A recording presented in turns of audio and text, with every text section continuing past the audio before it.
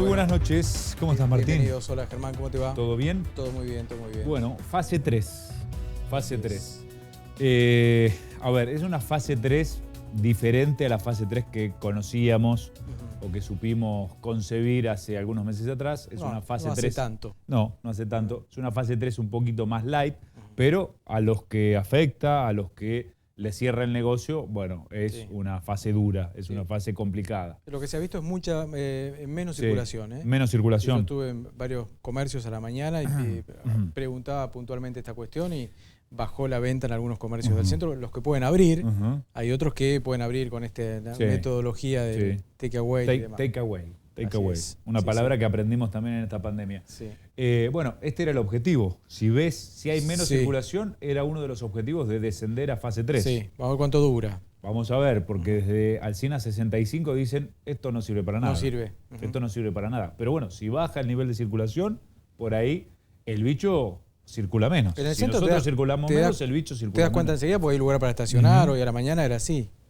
Así que no sé, ojalá que... Yo creo que esto pasa por cada uno de nosotros, en cambiar algunas cuestiones que por ahí uno dejaba pasar en este último tiempo. Pero bueno, principalmente el lavado de manos, el distanciamiento social y evitar las reuniones sociales con gente con la cual uno no está habitualmente. Lo que pasa es que muchos interpretaron que estar en una fase más o menos buena, como era 4 o 5, vos podías relajar los cuidados personales. Y no tiene nada que ver. Estar en una fase 4 o en una fase 5 no es que estás exento del virus o que podías reunirte con quien quisieras. No era así. Pero bueno, mucha gente lamentablemente lo interpretó de esta manera. Bueno, estamos en fase 5, en fase 4, no pasa nada. Juntémonos que no pasa nada, ya pasó el bicho. No. Estábamos en una fase 5 porque habíamos hecho bien los deberes. Ahora caímos en fase 3 porque hicimos mal los deberes. Esto es un autorreproche a nosotros como sociedad. Algo mal hicimos. El bicho no pasó y nadie sabe cuándo va a pasar y cuándo va a terminar toda esta película de terror que estamos todos sufriendo, ¿no? Porque cada uno la sufre a su manera. Y se combinan varios factores. El colapso del sistema sanitario, con el hartazgo de la gente, con la situación económica de aquellos que están desesperados y que dicen, yo sobreviví a los primeros cierres, a los primeros meses. Si me cierran ahora, me termino de fundir. Y hay muchos que dijeron, yo abro igual, no importa, que venga la policía, que me hagan la causa penal, yo abro igual. Es a matar o morir. Claro. Así. Lo cual no debería llegar a ese extremo. Gimnasios, ¿no? Los gimnasios. Los gimnasios, por ejemplo. Los gimnasios, por ejemplo. Así que bueno, será uno de los temas de debate porque esto generó también rispideces y algunos roces entre los concejales oficialistas y los opositores. Bueno, hoy a la mañana un concejal de Juntos por el Cambio dijo que no descartaban recurrir a la justicia. Están estudiando ir a la justicia. No están de acuerdo con este retroceso de la fase. Bueno, no sé si es la postura que tiene Cambiemos a nivel local, si es tan extrema como el intendente de Tandil. Viste que casi que declara la independencia, dijo... El del semáforo. Sí, le dijo, mira, las fases, Kicillof, metételas en el bolsillo. El semáforo, acá es otro igual régimen. El semáforo no le dio ningún resultado porque tampoco. Crecieron mucho los contagios. Y también está en la misma fase que Bahía. Tandil, Mar del Plata y Bahía. Mar del Plata que estaba súper bien y me acuerdo que colegas de Mar del Plata nos llamaban y decían, nosotros estamos bárbaros acá. Algo mal hicieron ustedes. Y bueno, y ahora ellos están peor que nosotros. Fíjate cómo funciona esto de la pandemia, ¿no? Sí. Bueno, así que en un minutito vamos a tener la palabra de dos concejales para tener estas dos miradas. Y tema central también de la noche que no podemos dejar de tocar porque estaba previsto que el lunes que viene comenzara el juicio contra la mafia de la UOCRA. Esto está en veremos. Ahora le vamos a preguntar a los fiscales que nos acompañan si finalmente se va a hacer el juicio a partir del próximo lunes, pero en algún momento se va a hacer. Así que es importante refrescar, conocer cómo está la causa y cuáles son las pruebas y qué es lo que hacía esta mafia de la UOCRA. Una causa que tuvo mucha repercusión en su momento, pero ahora por ahí nos olvidamos algunas. Sí. Hay 14 personas que están detenidas. Sí. Estos son los tres capos. Mirá qué carucha atrás tuyo. Sí. Agarra la billetera. Muy conocidos, principalmente en el medio, Montero, que era el titular de la UOCRA. Bien. Mirá, 500 lucas verdes abajo de la cama tenía Montero. Tremendo. Pegando ladrillos no fue. Cuando lo detuvieron en Monte. Sí. Pegando ladrillos no fue. El de la derecha es Burgos. Este operaba más que nada en la zona. El segundo, el subsecretario, de la UOCRA, y a la izquierda de Monteros, que es el del centro, está Molinas, que era como el gerente de recaudación. Ahora vamos a hablar con el fiscal de la causa, Gustavo Sorsani, y con el fiscal general Juan Pablo Fernández. Estos son las cabezas, de esta banda, porque para el fiscal Sorsano, que esta noche nos acompaña, esto era una banda que operaba apretando empresarios, pidiendo recaudación ilegal. ¿Cuántos años escuchamos en Bahía? Che, estoy haciendo una piecita, me cayó la UOCRA, hay que ponerla. ¿Cuántos años lo escuchamos? ¿Habrá cambiado? Bueno, después no sé. Bueno, no sé. Por eso. Pero bueno, está bueno que esto vayan en cana. Si me permitís, en videollamada lo tenemos a un colega. Ya lo saluda, doctores, sí. Ya vamos con ustedes, sí. Gracias por estar. Gracias por estar. Sí. Lo tenemos al colega Carlos Quiroga. Ajá. El colega, digo, porque fue periodista muchos años, sigue siendo seguramente periodista, pero es concejal hace ya un tiempo por el Frente de Todos. Martes a la noche tenías a ver, mirá. El martes a la noche, estábamos competencia. A esta hora ya estaba preparado con Gonzalito, toda esta hora. No, a esta hora estaban al aire. Furor. Carlos Quiroga, ¿extraña saber ver? Extraño a Gonzalito y extraño parte del laburo, pero felizmente lo que me ha tocado como responsabilidad ahora es de tamaña intensidad que, digamos, no hay mucho tiempo para la nostalgia. Pero sí, de tanto en tanto. Es cierto, porque también lo extrañamos a Gonzalito. Sí, sin duda. Un buen momento para poder recordarlo. Bueno, Carlos, se generó un revuelo en el Consejo, bueno, con gente de Juntos por el Cambio que hoy a la mañana, hasta en el programa de Germán, comentaban que no descartaban ir a la justicia por el retroceso de la fase. Que no sirve para nada, dice que no sirve para nada. Que no sirve para nada, y además que es inconstitucional lo que hizo Alberto Fernández y Kicillof de bajarnos, básicamente Kicillof que nos bajó de fase. Sí. ¿Qué opinas, Carlos, de esto? Bueno, buenas noches. Mirá, yo creo que hasta donde yo sé, el jefe de gabinete Carlos Bianco lo acordó con el intendente municipal. Era necesario hacer algo para cuidar la vida de nuestra gente. A nadie le gusta suspender actividades, a nadie le gusta que el que abrió hace poco tenga que cerrar sus puertas otra vez, pero esta es una cuenta que hay que cobrarle al oficialismo, porque Gay es un intendente que en lugar de gobernar gerencia, y para todo gerente el cliente siempre tiene razón. Y bueno, entonces venía una presión de un sector económico, habría, venía una presión de otros, habría, pero nada más que eso, habría. Y no hizo ninguna de las cuestiones que deberían haber acompañado esas aperturas para darle sustentabilidad y permanencia en el tiempo. Y entonces pasó lo que era inevitable que sucediera. El virus comenzó a circular con mucha intensidad, no se hicieron testeos masivos, no se aisló a los contagiados, no se reforzaron las SUCMAS, no hubo controles ni fiscalizaciones, y el sistema sanitario está al borde del estallido. Lo dijeron los médicos el otro día, y Gay asumió que era una situación gravísima, y ahora dice, no, la fase 3 no va a servir para nada, con lo cual ya desestimula el cumplimiento del aislamiento para todos los que están en condiciones de hacerlo. Pero si no va a servir para nada, ¿qué piensa hacer? Él, digamos, porque delegan absolutamente toda la responsabilidad en la ciudadanía, con este eslogan, ahora te toca a vos. Invirtámoslo, ahora te toca a vos, Gay, vos sos el que gobierna, vos sos el intendente que fue elegido para mandar, para tomar las decisiones. No puede ser que no sepamos qué van a hacer, no sirve la fase 3. Bueno, y entonces lo que uno puede inferir es que les importa un pito si se muere y se enferma la gente. Digamos, es un poco el negacionismo propio de Juntos por el Cambio, que lo están manifestando prácticamente desde el comienzo de la pandemia. Es fuerte lo que está diciendo Carlos Quiroga, es fuerte, que no le importa en realidad lo que está pasando. Si le importara cuidar a la gente, tendrían otra postura. En el Consejo Deliberante, concejales del bloque oficialista andan con el barbijo en la pera o colgando de una oreja. En el Consejo Deliberante, desde el primer día no hay ni jabón de usar el barbijo. ¿No saben usar el barbijo? Hermano, es una cuestión de una elementalidad absoluta, porque tal vez tengan de buena fe, ellos creen que esto no existe, que no importa, que es un invento de Fernández, no leen los diarios del mundo, ahora quieren abrir las escuelas, otra nueva, como si fuera una potestad municipal. Y no hay ninguna solución por parte de ellos, no dicen qué van a hacer, entonces estamos en una situación de riesgo grande. Y nos dio mucha bronca que salgan a decir que con esta fase 3 se funde a las empresas cuando forman parte de un proyecto político que en 4 años fundió 25.000 empresas sin pandemia ninguna. Sin pandemia fundió más empresas que Macri. Ahora. Sí, a eso se refiere Quiroga. Claro. Sí.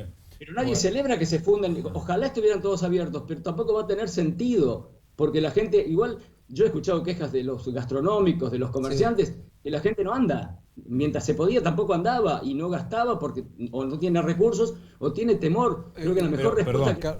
Perdón, para ustedes, ¿la fase 3 va a tener algún efecto? Digo, dentro de 15 días, cuando veamos la foto de ahora, ¿van a bajar los contagios o no? No sé, o no si saben. No hace nada la municipalidad, difícilmente. Si solamente se limitan a decir no sirve y no hacen nada. Ahora, si salen a testear, si compran test en lugar de poner palotes para ampliar veredas que nadie transita, compran los test rápidos esos que son más económicos, que permiten tener un panorama, aíslan a los contagiados, refuerzan las SUGMAS que prometieron ponerle personal y no lo han hecho todavía, fortalecen los controles y la fiscalización. Indefectiblemente, menos gente circulando es menos virus circulando, y menos virus circulando es menos contagios. Vos decís, Carlos, vos decís que con otra gestión en salud que hubiera hecho el gobierno no tendríamos tantos contagios como tenemos ahora en Bahía. Absolutamente. Uh-huh. Absolutamente. ¿Y por qué? Pero perdón, vos decís, no manda Gay, que lo corren, le piden algo y él digamos, vienen los comerciantes, vienen los gastronómicos y él les da la razón y para no comprometerse, digamos, para no jugarse, así actúa Gay. No sé para qué, pero solo eso era incompleto. Si pensó que les daba una mano que los beneficiaba, terminó perjudicándolos. Porque el retroceso de fase tiene que ver con eso, que abrieron indiscriminadamente y no se cumplieron con ninguna de las otras acciones concretas en materia sanitaria que el manual está indicando, y que es el testeo masivo, que es el aislamiento de los casos, que es el refuerzo de las SUGMAS, que es el control y la fiscalización. Se desentendieron absolutamente y ahora el intendente dice, no va a andar. Bueno, ¿y? ¿No va a andar? ¿Y? ¿Qué hacemos? No va a andar. La gente se va a enfermar y se va a morir, y no va a haber camas donde internarnos si nos toca. No es sencillo, es una cosa de una gravedad que el sistema de salud lo está exponiendo todo el tiempo, y parecen no entenderlos. Bueno, venían con una buena convivencia durante toda la cuarentena, durante la pandemia, el oficialismo y la oposición, y bueno, se ha dinamitado. Pero algunas autorizaciones la hicieron en consenso con el Consejo, Carlos, yo estoy errado. Nosotros, mira, acompañamos la emergencia económica, que dicho sea de paso, logramos incluir un artículo para que nos dijeran en línea cuando una partida la sacaban del lugar para el que estaba asignada y la pasaban a otro fin por la pandemia, nos informaran. Se venció la emergencia económica, nunca nos dijeron a dónde fue la plata, pero con eso tuvieron el argumento para no gastar un peso en cultura, por ejemplo. Bueno, acompañamos la emergencia económica, la emergencia en el transporte, la emergencia sanitaria, la única que pedimos, que fue la emergencia cultural, no la concedieron. La buena voluntad de Gisela, la presidenta de nuestro bloque, por su experticia como médica, como funcionaria pública del área sanitaria, estuvo siempre al pie del cañón. El resto de los compañeros y compañeras, Paula Echeverría, que es médica también, la senadora Durán, todo el mundo estuvo ahí presto a colaborar institucionalmente como reclamaba y demandaba el gobernador con justa razón. Y siempre se estuvo diciendo esto, más testeos, las SUGMAS, guarda con las SUGMAS, no estamos preparados, y nada, como si no existiera esa minimización. Estuvieron, Germán, ¿hasta hace cuántos días? La última, ¿cuándo fue? El sábado, fogoneando las marchas, donde no hay barbijo, donde no hay distanciamiento social, donde hay una actitud negacionista ahí de andar repartiendo odio por las calles del centro, y eso propiciado por concejales del oficialismo. Gay la celebró como una expresión de libertad. Bueno, ahí está, ahora tenemos que ver cómo paramos el virus, ¿no? Antes de que siga haciendo estragos. Bueno, vienen semanas complicadas, ¿no? En esto coincidimos todos, vienen semanas complicadas, Carlos. Pero más complicada aún, Germán y Martín, si se limita a decir esto no va a andar y no hace nada. Nosotros casi imploramos que hagan todo esto que hemos dicho y estamos a disposición para lo que nos quieran encomendar, que entiendan que podemos dar una mano y participar. Desde Cambiemos dicen, pero a ver, plantean esto desde Cambiemos, dicen, bueno, pero a nivel nacional lo único que saben hacer es estirar la cuarentena, tampoco tienen plan, no hay plan, es cuarentena, no saben cómo salir. ¿Lo escuchaste a Boris Johnson? Acaba de decir que va a sacar el ejército para que la gente se quede en las casas porque el Reino Unido está detonado otra vez. Boris Johnson, Reino Unido. Israel abrió las escuelas, las cerró de vuelta. En Francia, en Madrid, es una cuestión del mundo. Otro planteo que hacen desde el negacionismo del que están imbuidos, es como si hubiera sido un invento de Fernández. Esto es una cosa propia del peronismo, que llegó Fernández con Cristina detrás y metieron el virus, la pandemia, la cuarentena. Hay que leer los diarios, hay que mirar la televisión, escuchar la radio, no es nada que no podamos enterarnos. Está el mundo en esta situación, yendo para adelante, para atrás, flexibiliza, aprieta, porque no hay manera. Y acá no pasa nada. Y bueno, sí pasa 61 muertos, casi 2.500 casos, mañana serán muchos más, lamentablemente. Bueno, si no se va a ser más todavía.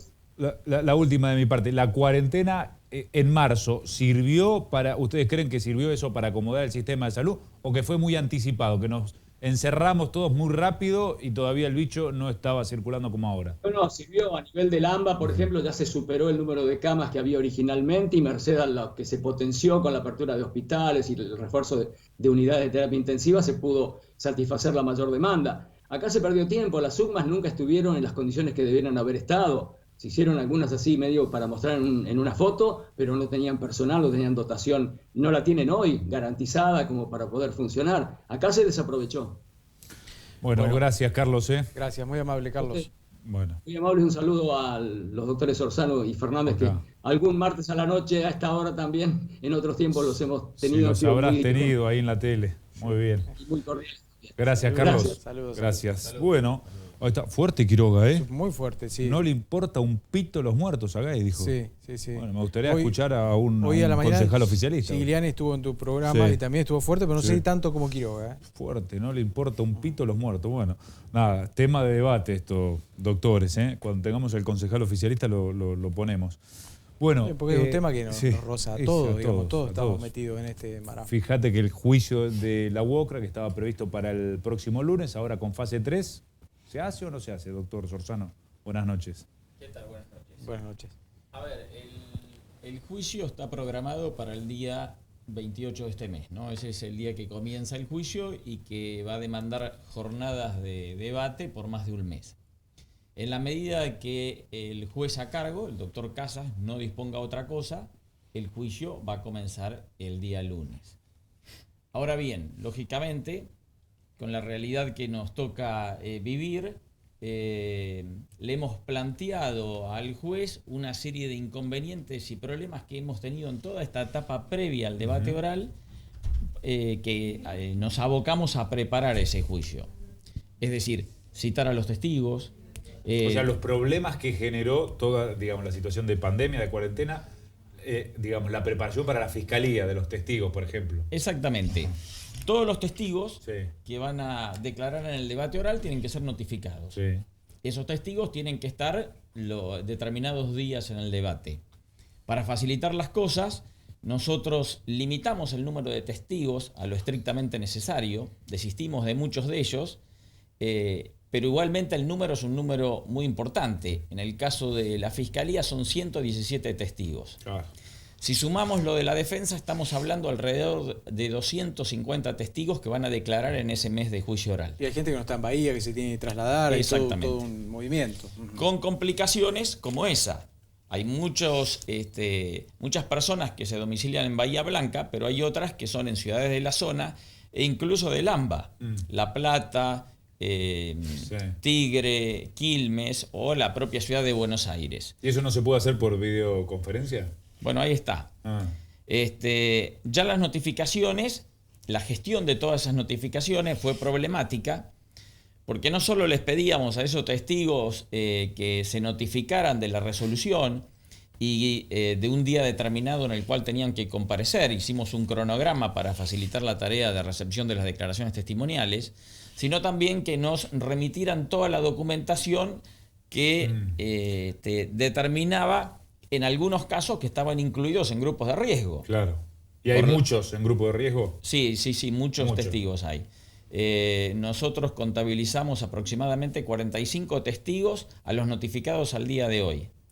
O sea, la mitad de lo que tenía la Fiscalía es grupo de riesgo. Claro, porque son personas mayores de 60 años de edad o personas que tienen enfermedades preexistentes. Muy difícil que sea. Complicadísimo. Con esos testigos en grupo de riesgo, o sea, que por un lado están obligados a comparecer como tales, pero por otro lado el propio Estado les pide que se cuiden quedándose en su casa. Es una contradicción, ¿no? ¿A quién tiene que hacerle caso? ¿Uno al reglamento o al decreto presidencial que dice, mira, grupo de riesgo, quédense en su casa? O me llama la justicia a declarar, me arriesgo y también pongo en riesgo la salud de terceros, ¿no? Es complicado, es difícil. A la situación justamente de esos testigos se le suma a aquellos que se domicilian también en otros lugares. Algunos cercanos, Montermoso, Coronel Suárez, y otros, como ya dije, en la ciudad de La Plata, en el caso de algunos peritos. Te lo lleva preso la Justicia Federal cuando van a declarar. Nosotros le pedimos información y bueno, por ejemplo, la Municipalidad de Suárez nos informó que cualquier persona que salga de la localidad y venga acá a Bahía Blanca aún a comparecer como testigo, a su regreso tenía que cumplir con el aislamiento social de 14 días. Claro. Lo que lógicamente a muchas personas les dificulta la tarea laboral y demás. No quieren. No quieren. Sí. Y fechas no tienen, digamos, no tienen una agenda abierta a los jueces, porque si se suspende habría que reprogramar todas las agendas, ¿no? Porque obviamente que hay distintos tipos de juicio. Este es un juicio largo que dura más de un mes y medio aproximadamente, desde el 28 hasta el 6 de noviembre, tengo entendido que es la fecha. Si no arranca el lunes que viene, este año no tenemos juicio. Y es muy difícil porque bueno, hay que coordinar la actividad del fiscal, de los defensores, otros juicios que pueda haber también programados, ¿no? De modo tal que, que no es sencillo esta situación. Se había previsto la posibilidad de que muchos, o por lo menos estas personas que estaban en grupos de riesgo, declaren a través de medios telemáticos, a través de videoconferencia, pero también había ciertas dificultades en materia de la implementación de eso, ¿no? Bueno, tenemos que hacer una pausa. Dale, hacemos una pausa y ahora después nos metemos en las pruebas y en lo que hizo la mafia de la Boca, más allá de cuándo se haga el juicio, ¿no? Ya volvemos.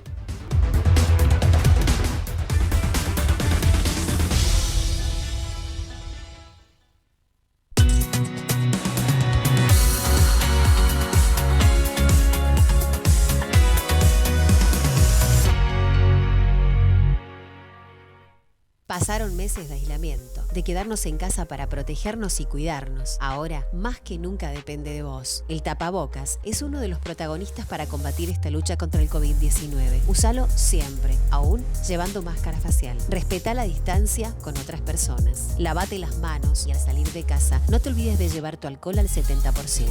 Por vos, por tu familia, tus amistades, por todos y todas. Sigamos cuidándonos. Municipio de Bahía Blanca.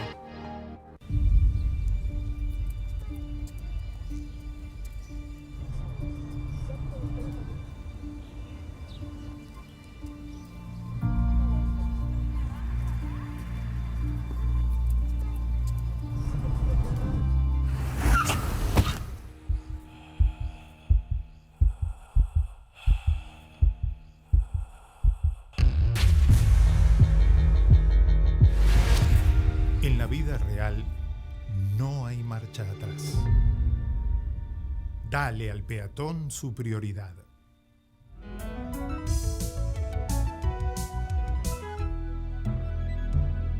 Luchemos por la vida.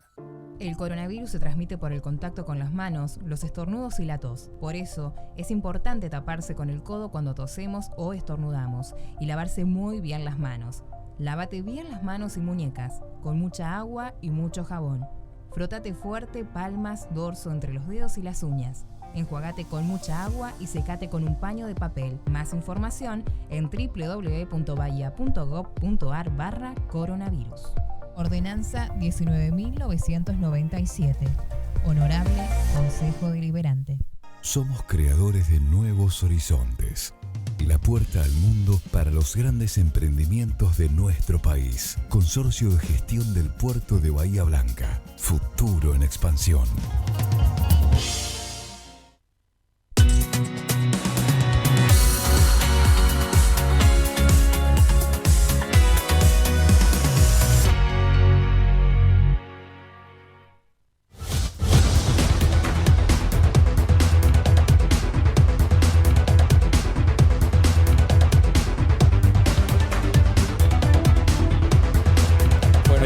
Ahí estamos. Ya seguimos hablando con el fiscal general Juan Pablo Fernández y el fiscal Gustavo Sorzano, que tiene a cargo la causa Walker, una de las causas más pesadas y más voluminosas de los últimos años. ¿Cuántos imputados son? 14. 14. ¿Están los 14 presos? Hasta el día de hoy sí. Porque habían pedido medidas de morigeración ahora con esto de la pandemia. Sí, por cuestiones de salud. Por cuestiones de salud, varios, no solamente de la UOCRA, sino varios detenidos han pedido salir, algunos han tenido éxito, pero los de la UOCRA no. No, hasta ahora sí. Usted se opuso a todas las salidas. Sí, ellos Lógicamente, cuando argumentan el pedido, tienen que acreditar la situación extraordinaria que de alguna manera lo justifica, y no lo han hecho o no lo han hecho lo suficiente como a interpretación del juez, que es el que en definitiva tiene que decidir, no el fiscal. Es un solo juez el que los va a juzgar, no es un tribunal. Es un solo juez. Ajá. Sí. ¿Por qué es eso? Bueno, porque dentro de los tribunales en lo criminal se da la posibilidad que en determinado tipo de juicios, por la magnitud de la pena, se pueda establecer el juicio unipersonal, como para darle más dinámica y más agilidad a todo el trámite de las causas de ese tribunal. Bien, bueno, ahora nos metemos en las pruebas, pero ¿tenemos la respuesta a Quiroga? Hasta donde me indicó la producción, está en contacto con nosotros el concejal Federico Tucat de Juntos por el Cambio. Federico, buenas noches, ¿cómo te va? ¿Qué tal? Buenas noches, ¿cómo andan? Bueno, muy bien. Vos sabés que hace algunos minutos lo sacamos al aire al concejal Carlos Quiroga. ¿Lo habrá escuchado o no? Y fue muy duro. Dijo que a la gente de Juntos por el Cambio, al intendente, le importa un pito la gente. Muy duro. Los muertos, dijo. Le importan un pito los muertos. Un pito los muertos, bueno, peor. Fuerte, ¿eh? Bueno, estamos acostumbrados ya a la verborragia sin sentido del concejal Quiroga. Respeto su punto de vista, pero me parece que el que le falta el respeto a la gente y a la sociedad es él, ante un planteo de carácter institucional, político, de nuestra parte, ante una propuesta más fundamentalmente de nuestra parte, el concejal Quiroga responde con frases despectivas, con ataques personales, bueno, lo de siempre. La verdad es que no muestra una congruencia y una coherencia con el gobierno provincial y el gobierno nacional, que no se le cae ni idea, y lo único que hacen es atacar. Nosotros nos parece que lo que hicimos fue una propuesta concreta y que no es la primera. Nuestro bloque, todas las sesiones al Consejo Deliberante, concurre con una propuesta justamente para poder solucionar los graves efectos sociales, sanitarios y económicos que está teniendo esta enfermedad. Y de su parte, bueno, recibimos esto, agravios, ataques despectivos, pero nunca una propuesta, nunca un análisis, nunca nada constructivo. Ellos dicen que acompañaron todo lo que ustedes le pidieron, que ellos, digamos, colaboraron en el Consejo Deliberante. Bueno, colaborar ya te marca quién tiene la iniciativa. De alguna manera no han traído propuestas, asume una actitud pasiva ante la cuestión. Entonces no puede de alguna manera decir que no nos importa o que al intendente no le importa, cuando él mismo está reconociendo que han acompañado iniciativas de nuestra parte. Digamos, y aparte de eso tampoco es cierto, no han acompañado o no han querido acompañar, por ejemplo, la emergencia económica para poder reasignar partidas para que justamente puedan focalizarse todas las partidas y todo lo presupuestado para el área de salud y para poder enfrentar esta cuarentena. Han puesto de alguna manera palos en la rueda y no han colaborado. Y fundamentalmente no han traído propuestas, digo. Quienes propusimos generar una comisión para poder producir soluciones locales y poder reactivar la economía fuimos nosotros. Quienes producimos una ordenanza para no cobrarle las tasas municipales, los impuestos municipales a los comercios más afectados, fuimos nosotros. Quienes propusimos una moratoria, fuimos nosotros. Quienes propusimos que algunas actividades puedan abrir, fuimos nosotros. Y quienes ahora nosotros creemos que no se le puede achacar la culpa porque realmente no hay ningún dato. A mí me gustaría que el concejal Quiroga, si no está de acuerdo con nosotros, aporte algún dato concreto que muestre que los contagios, que esta lamentable suba de casos que estamos teniendo, que todos reconocemos como delicada, demuestre que se originaron en los cafés, en los restaurantes, en los gimnasios, que se generaron en los locales de ropa, porque la verdad que son ellos los que van a pagar las consecuencias de volver a fase 3. Son esas familias que se quedan sin sustento de vida. Entonces, si el concejal Quiroga puede demostrar eso, o el bloque del Frente de Todos puede mostrar eso, bueno, entonces será coherente. Nosotros lo que decimos es que no pueden demostrar eso, que los datos dicen exactamente lo contrario. Ahí no está el problema, los contagios no están en los comercios, no están en los restaurantes, en los bares, no está ahí el problema. La suba de casos no fue por eso. Absolutamente, no hay ningún dato epidemiológico que marque, porque justamente para eso existían los protocolos, que ante un caso en alguno de esos lugares, los lugares debían cerrarse y aislarse a las personas que habían participado de ese lugar. Con lo cual hubiésemos sabido si hubo un caso en alguno de esos lugares. Y la verdad es que no lo hubo. Entonces, de alguna manera, adjudicarle la responsabilidad. E insisto, no es como dijo hoy un ministro provincial que es, bueno, que esperen para tomarse la cervecita. No es eso. Eso es una falta de empatía absoluta con los comerciantes de nuestra ciudad, que en realidad todos podemos entender que el disfrute personal de cada uno puede quedar postergado respecto a esto, pero lo que estamos diciendo nosotros no es eso, no es privar a la gente de tomarse la cervecita o el cafecito, es que hay personas que están quebrando y que su medio de vida es los principales generadores de la economía de la ciudad son los comercios, los principales generadores de empleo de la ciudad son los comercios, y a ellos se les está achacando la responsabilidad de la suba de casos y a ellos se les está cerrando. Y como mismo ellos acaban de decir en un comunicado, no resisten esta situación y van a quebrar. Sí, pero bueno, estamos en una situación crítica desde lo sanitario, digamos. ¿Y qué hay que hacer entonces? ¿Qué van a hacer? Yo creo que hay que seguir apelando. No, por supuesto que estamos en una situación crítica de sanitario y nosotros no ignoramos eso y nosotros no... de alguna manera no lo ignoramos y no le bajamos el precio a esa situación.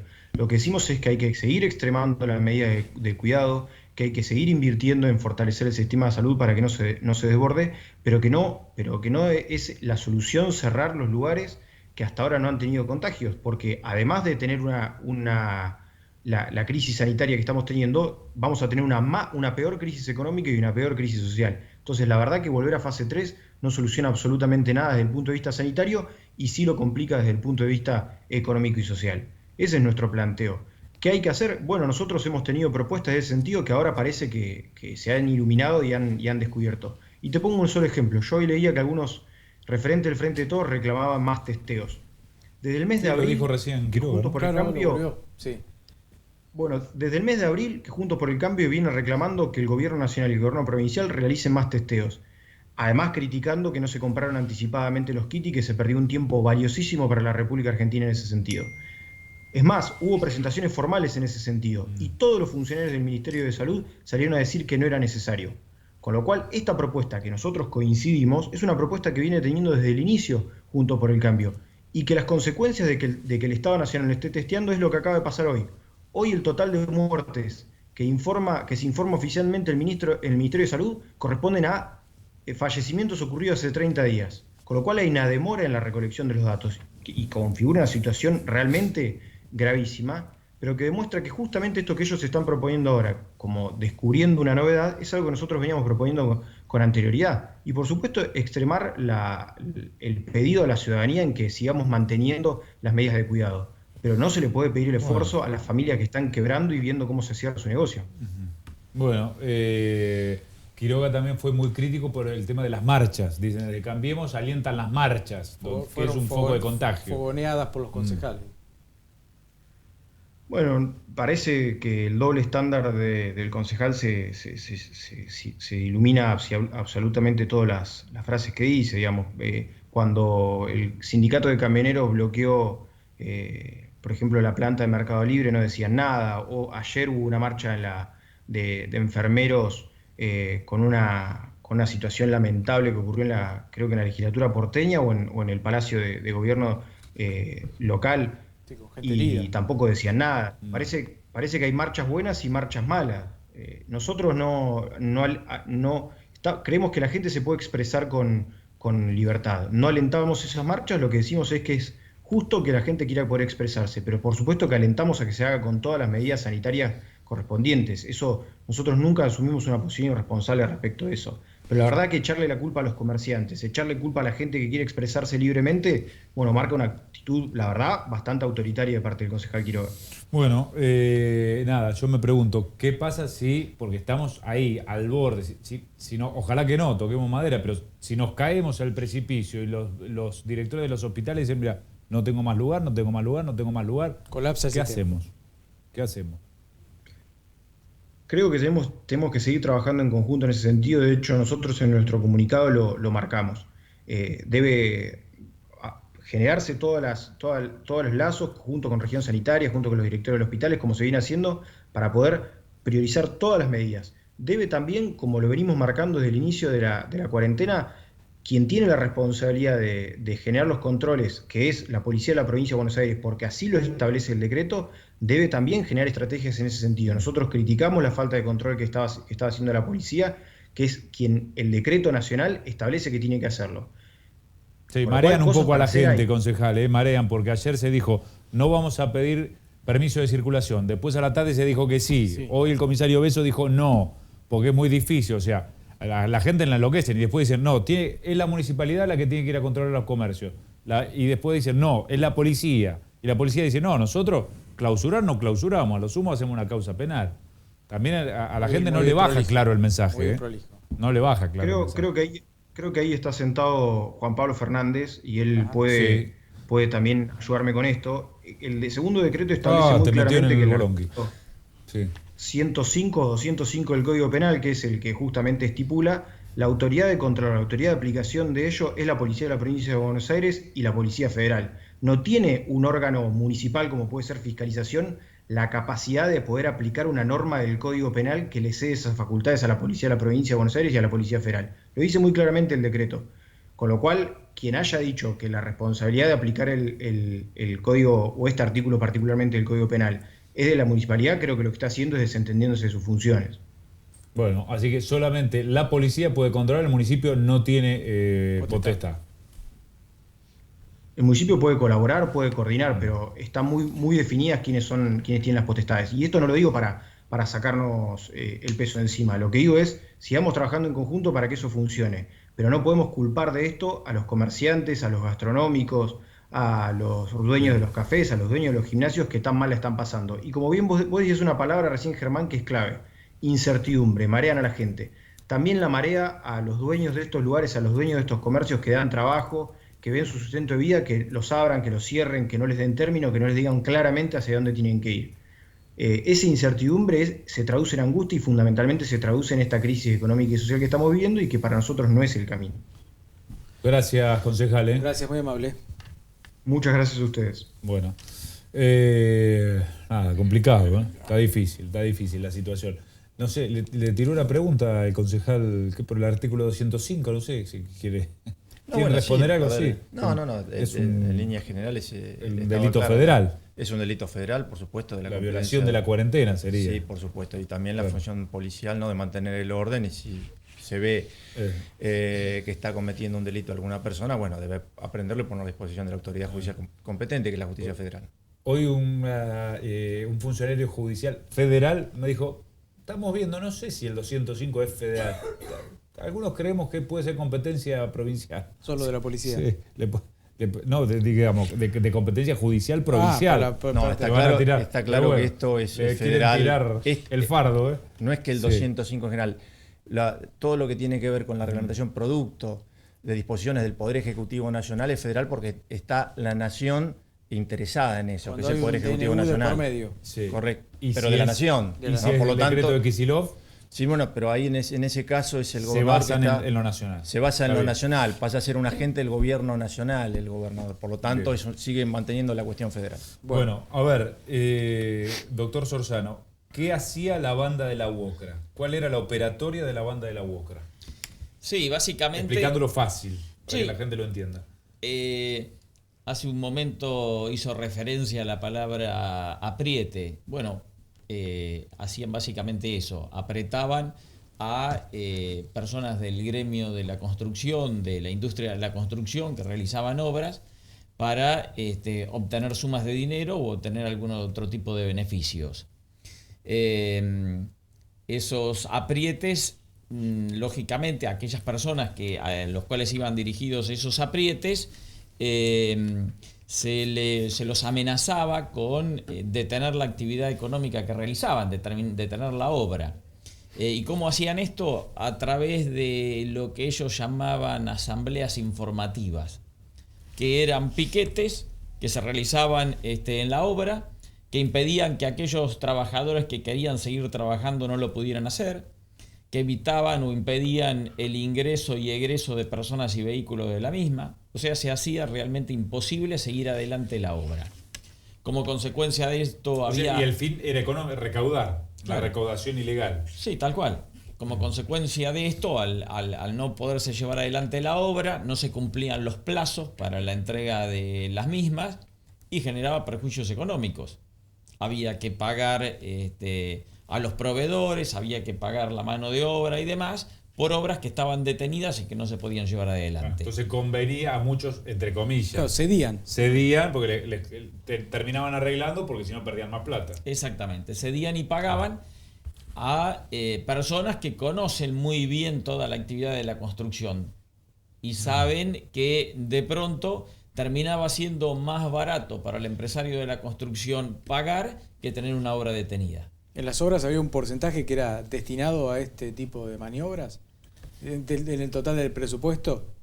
Eso no lo sé. Ajá. Ellos, digamos, los aprietes y los pedidos de dinero estaban en función de la magnitud de la obra, del tipo de profesional al cual estaban dirigidas. Es decir, analizaban la capacidad económica del empresario de la construcción y pedían en función de eso. No, pero lo que vos decís es algo que se comenta mucho, el famoso costo WOCRA, que a veces las obras salen más caras porque está incluido, así como está el IVA, está costo WOCRA, ¿no? No está en el papel, pero vulgarmente se lo conoce así. Claro, ¿no? sí. O sea, al Estado, por lo general, por eso el daño sale social, más cara, ¿no? El daño social que causan es tremendo, porque altera todos los costos en materia de producción de lo que tiene que ver con el metro cuadrado de construcción de la obra de que se trata. Puedo decir, el asfalto, la máquina, la obra hombre y bueno, el peaje. La coima, el peaje a la WOCRA, ¿no? O sea, exactamente. Eso trasladaban la coima implícitamente al contratante, ¿no?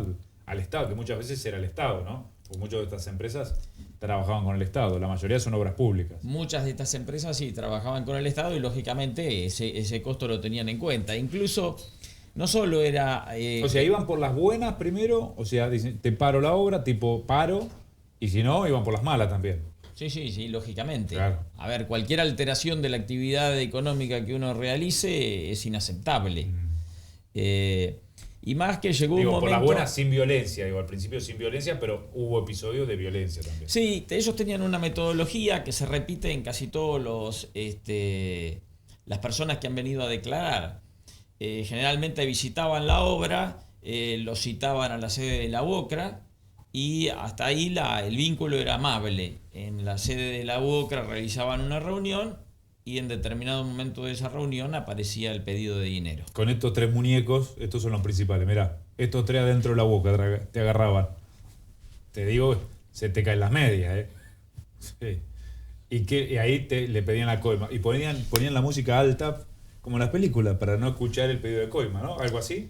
Algunos empresarios hacen referencia a esa situación, es decir, tomaban sus recaudos para que no sean grabados y demás, aunque es difícil poder registrar, si bien se dio un caso, es difícil registrar una reunión como esa en un ambiente que no es amable. Claro. Y generalmente han dicho algunos testigos que ponían música fuerte, televisores o escribían la suma que exigían. Por eso es importantísimo la prioridad, otorgar las prioridades dentro de los recursos que tiene el Ministerio Público Fiscal y la celeridad con la que trabajó el doctor Sorzano esta causa, que en poquitos meses, en 3 meses, ya había producido los allanamientos y los pedidos de detención que se concretaron, ¿no? Porque todos estos peajes generan un daño económico adicional porque son obras que luego no se hacen, ¿no? Porque al encarecer la mano de obra de determinadas obras, bueno, no hay dinero para hacer otras obras que también se necesitan y esto también importa un costo social. Por eso la prioridad del Ministerio Público con este tipo de UFIs de delitos complejos como la que tiene a cargo el doctor Sorzano, que están diseñadas para investigar y perseguir esta clase de hechos que tanto daño social y tanta alarma social causa, ¿no? Más allá del efecto pernicioso o perjudicial que tienen respecto de la persona en particular o el empresario en particular al cual se le obtiene o se le saca una suma determinada de dinero. ¿Te acordás cómo arrancó la causa? Más o menos. Vino la gobernadora Vidal a recorrer obras y se encontró que una de esas obras estaba muy parada, o sea, no tenía avances. Y dijo, ¿qué pasa? Que no tiene avances y mandamos toda la plata. ¿Qué pasa? Y ahí alguien se acercó y le dijo, y lo que pasa es que la WOCRA está pidiendo mucha coima, entonces la obra está parada. Y ahí la gobernadora lo denunció públicamente en una conferencia de prensa y la inició el fiscal, usted, doctor, de oficio. La tuve que iniciar yo de oficio, inexplicablemente. Sí, porque ningún empresario se animaba. Y el doctor Sorzano puede dar fe del temor que tenían muchos de esos empresarios, ¿no? Cuando eran llamados a prestar declaración, a ratificar esta circunstancia o a aportar el conocimiento que tuvieron respecto de lo que les hubiera pasado a ellos en la construcción. Lo dificultoso que le fue al doctor Sorzano en muchos de los casos obtener una declaración llana por parte de estos empresarios. A eso ¿cómo se pudo probar todo esto? Porque a veces es muy difícil probar la coima, no sé, hay grabaciones, hay filmaciones, o se basa todo en testimonios. ¿Cómo se pudo probar toda esta cuestión? Sí, básicamente la prueba testimonial es una prueba importante. ¿Por qué? Porque no se deja registro de todos estos pedidos. Claro. Si bien en algunos casos se han dado situaciones que en donde los tenemos. Es decir, básicamente la prueba es testimonial, insisto, iban a la obra, lo citaban a la sede de la UOCRA y ahí hacían el pedido y después comenzaban los pagos mensuales de las sumas de dinero, que no era lo único, había otras cosas también. A veces pedían aumentos de los salarios de los trabajadores por encima de los convenios colectivos de trabajo, en sumas que eran muy importantes y que alteraban toda la ecuación que tenían los empresarios. Ellos le sacaban parte del sueldo a algunos trabajadores, le pedían parte del sueldo cuando le conseguían el aumento. No, eso no tenemos probado. Eso no. Pero sí tenían empleados ñoquis. Sí, a ver. O sea, hacían poner a un tipo del sindicato que no laburaba y que cobraba. Ellos manejan la bolsa de trabajo y lo que nos dicen los empresarios que en muchos casos imponían determinados nombres para trabajar en determinadas empresas. Esto pasó siempre, no es de esta comisión, ¿no? Siempre. Y debe pasar ahora. Tenían trabajo los que eran cercanos a la conducción de ese momento de la UOCRA. Y en algunos casos hacían sacar o despedir a obreros que seguían a otras líneas contrarias a la lista blanca, que era la de Montero. Humberto Montero. Y tenían el otro gran curro, además de la coima en efectivo, que era mucha plata. ¿Cuánta plata le secuestraron a Montero? Montero en su casa, cuando fue allanada la misma y se procedió en a la Montermoso. detención, había 5 millones de pesos y $500,000. $500,000. Cambialo ahora, anda a una cueva y cambialo. ¿Cuántos pesos son? ¿Unos cuantos? 500. Y armas tenía y droga, ¿no? Tenía dos armas de uso prohibido. El otro gran curro de la UOCRA histórico es tener empresas satélites, empresas que venden ropa, la empresa de las combis o empresas amigas, el catering. Esto también era otra de las maniobras habituales, ¿no? Sí, en el pedido, o sea, comenzaban... En el combo. Claro, pidiendo con dinero, pidiendo aumentos salariales para los trabajadores por encima del convenio colectivo de trabajo. En algunos casos era muy importante porque las sumas o el aumento representaba un 35% del salario, lo cual alteraba toda la ecuación financiera del empresario.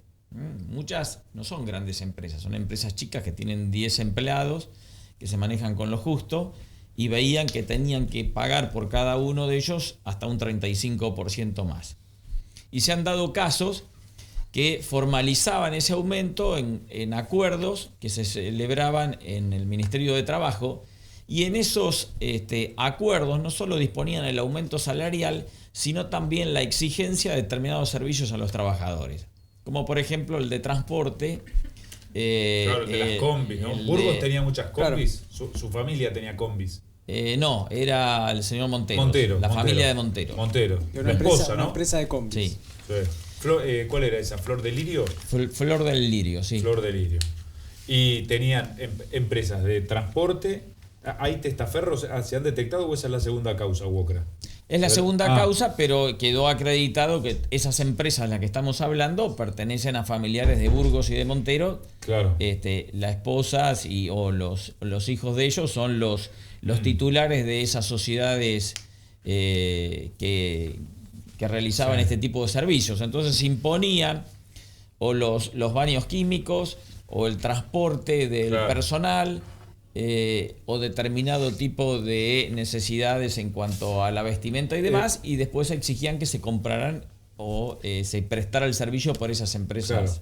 Claro. Había, por ejemplo, un empresario empezaba a hacer una obra, contrataba baños químicos X, y llegaban los de la UOCRA y decían, no nos gustan esos baños químicos, tenés que contratar a fulanito. Claro. Era así, o esos botines no van, tenés que comprarle a menganito, o esta vianda mala comida, y tenés que comprarle a la empresa, ¿cuál era? Stradiviandas, ¿no? Era una de las investigadas, ¿no? Stradiviandas. Sí.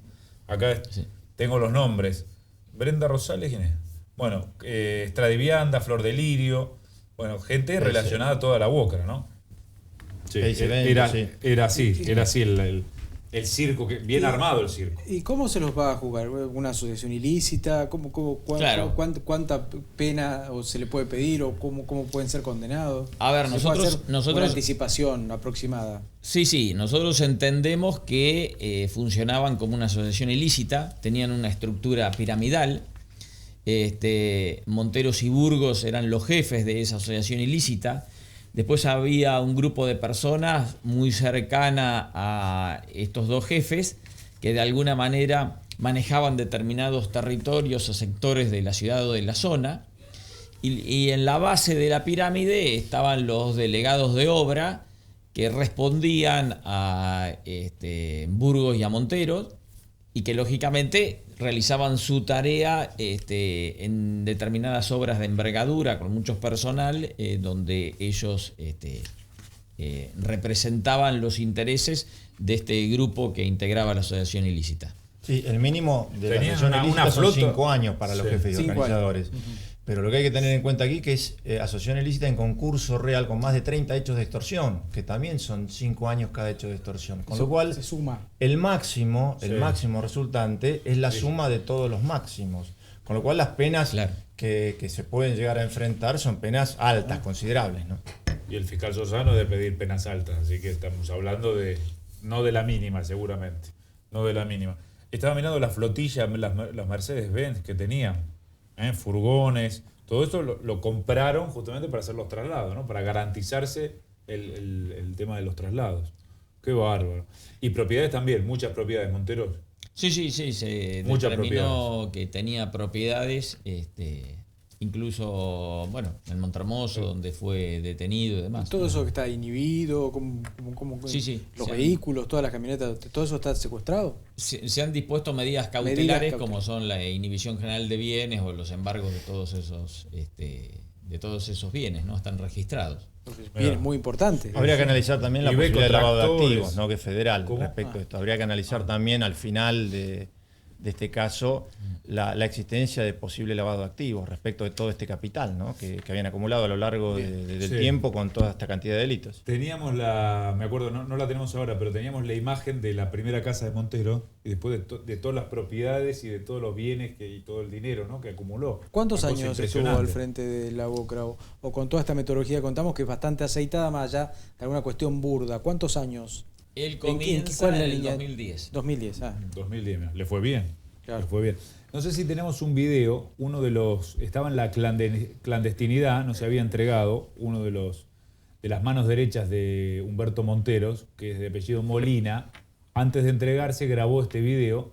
Ellos se definen como presos políticos, somos presos políticos. Claro. Ellos dicen, somos víctimas, somos presos políticos. No tiene sentido, esto no es producto de una actividad política, ¿no? Son hechos concretos de extorsión, de una asociación ilícita que tenía por fin cometer indeterminados delitos de extorsión y de enriquecerse de esta forma. Ni siquiera, que estaría mal igual, cometer delitos para beneficiar a los miembros del sindicato, sino para beneficiarse personalmente con la acumulación de dinero. Este es el otro punto. Está claro que no. Se decían preocuparse por la seguridad de sus afiliados, pero en realidad lo único que les importaba era recaudar, ¿no? Cuando arreglaban la coima, después las condiciones de seguridad pasaban a segundo plano. Eran argumentaciones que se pretextaban, más que nada para que es invitarlos, también, sí, por supuesto, para invitarlos al sindicato a hablar, y allí se encontraban en el sindicato con una propuesta de otro tipo que poco tenía que ver con la mejora o las condiciones de seguridad de los empleados. El laburante, el albañil de abajo, seguía ganando miseria y trabajando en condiciones terribles mientras ellos se las llevaban. Todos esos reclamos cesaban cuando se accedía al pago de determinada suma de dinero o a la contratación de determinados servicios. 30 segundos, a ver, de Molina, a ver qué decía. Bueno, compañeros, aquí estamos en Fiscalía. Me presenté porque sabía por los medios y me contaron los chicos míos que estaba el pedido de detención. A diferencia del resto de los detenidos, nunca allanaron mi domicilio. Así que yo vine voluntariamente. Igual hicieron todo ese circo de ponerme el casco y toda esa historia para la gobernadora. Me pusieron el casco para la gobernadora, dice. Y que nunca se enteró de la detención, del pedido de detención. ¿Que estuvo prófugo cuánto tiempo? Un rato largo, ¿no? Claro. Es muy cómico porque fue una causa que explotó en los medios. Sí, no estaba en la ciudad de Bahía Blanca, creo. Después se presentó. Sí. Bien. Bueno, ahí está. Molina, que está preso. ¿Dónde están todos los de la banda de la UOCRA? Ahí en la unidad 4 y también en Saavedra. Están repartidos. Y sigue, la última. ¿Sigue siendo el capo dentro de la cárcel? ¿Sigue siendo capo Monteros y Burgos? ¿Siguen manejando la banda dentro de la cárcel o no? Eso no lo sabe. No lo sabe. Bueno, la pirámide, digamos, el mando no se debe haber perdido, ¿no? Bueno, Montero tenía problemas muy serios de salud, no sé cómo estará ahora. Momento. Bueno. Pero viste que para recaudar en dólares no tenía mucho problema. No, recaudaba bien. Recaudaba bien. ¿En dólares le pedía o después lo cambiaban los dólares? No, lo que nosotros tenemos acreditado es en pesos. En pesos, hacía el cambio. En ese momento se podía. Iba Pullman, claro, no había cepo. No lo agarró el cepo. No, sí, pero bueno, no sé. Cambiaba lindo por la cantidad. Bueno, agarró el cepo de la justicia. El cepo de la justicia, mirá. El cepo de la justicia, muy bien. Qué título nos tiró. Pero en la casa de veraneo tenía $500.000 abajo de la cama. Imagínate. Para mí, ¿usted sospecha que algún canutito guardado dejaron en algún lado o no? ¿O cree que le pudo manotear todo usted, doctor? No, es probable que tenga alguna cosita más. Bueno, a monte. Gracias por acompañarnos, gracias. Muy amables. Por favor. Nos vamos, última pausa y hasta el martes que viene. Gracias.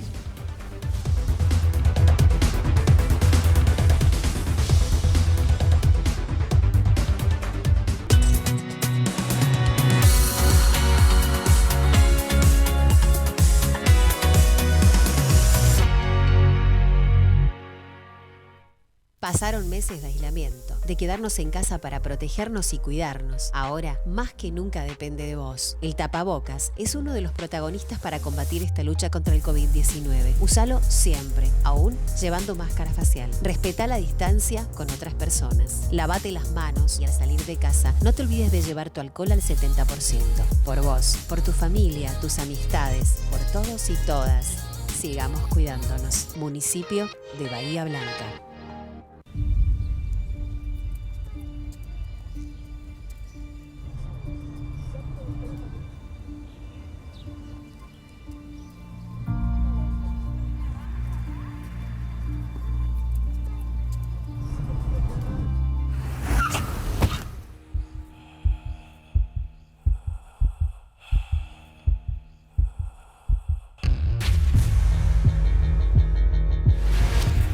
En la vida real no hay marcha atrás. Dale al peatón su prioridad.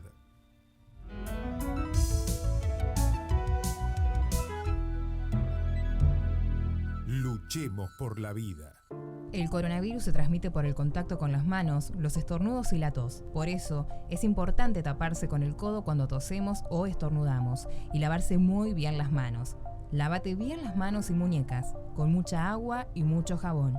Frótate fuerte palmas, dorso entre los dedos y las uñas. Enjuagate con mucha agua y secate con un paño de papel. Más información en www.bahia.gov.ar/coronavirus. Ordenanza 19.997. Honorable Consejo Deliberante. Somos creadores de nuevos horizontes. La puerta al mundo para los grandes emprendimientos de nuestro país. Consorcio de Gestión del Puerto de Bahía Blanca. Futuro en expansión.